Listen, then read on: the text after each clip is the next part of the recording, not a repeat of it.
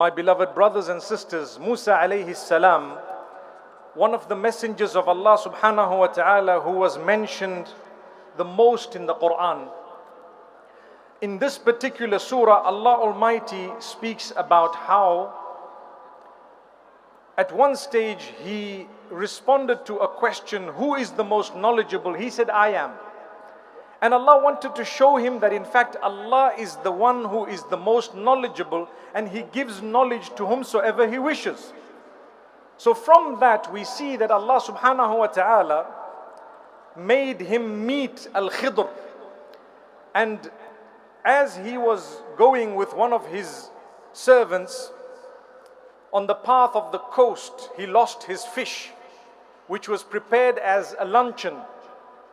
And upon the instruction of Allah subhanahu wa ta'ala, when you lose that fish, as you go in, you will find a man. When you see him, you need to talk to him, and perhaps you may learn a thing or two from him. Lo and behold, they met this man, Khidr. When they spoke to him and asked if they could join him, he said, no. You won't understand what I do and you will keep questioning. So Musa alayhi salam made a promise that I'm not going to question you. And so as a result, Allah subhanahu wa ta'ala makes mention of 3 incidents in the surah where he did things, and Musa alayhi salam asked him immediately, why did you do this? And he said, didn't I tell you not to ask? He says, well, I'm sorry, I forgot the first time. Second time he says, well, I'm sorry, I forgot. So Khidr says, now if you ask me one more time, you can no longer be with me. And it happened a third time, because crazy things, imagine you and I walking with someone and suddenly they slap someone. For example, you would immediately say, why did you do this? So Allah subhanahu wa ta'ala is saying that after the third time, Khidr explains to Musa alayhi salam the example of all 3 things. Look, the first one, I made a hole in the boat because there was someone taking the boats that were perfect, and I wanted there to be a small damage in the boat, so perhaps no one would take their boat, they could repair it, and so on. The second one, he says, well, I killed this little boy because he was going to grow older, and if he grew older, he would grow older in the disobedience of Allah and be a source of distress for his parents. So I got rid of him by the instruction of Allah subhanahu wa ta'ala. And the third one, he says, there was a wall that we straightened because under the wall there was a treasure belonging to 2 orphans, and we didn't want the wall to fall before they grew older.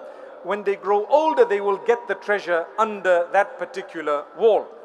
From this we learn the knowledge of Allah. Allah knows that which happened in the past.